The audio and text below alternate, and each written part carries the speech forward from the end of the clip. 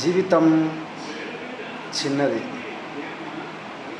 జీవితంలో కష్టాలు సుఖాలు మానవుడికి వస్తాయి. వాటిని ఎదిరించి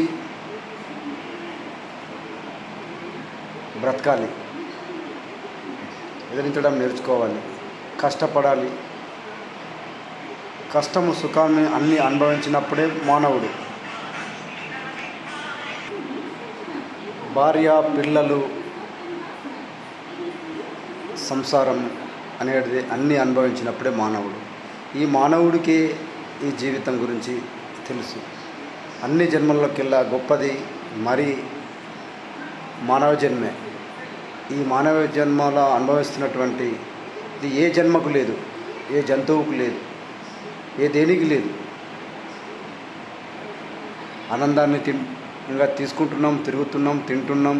ప్రతిదీ ఏది కావాలో అది మనకు వస్తుంది.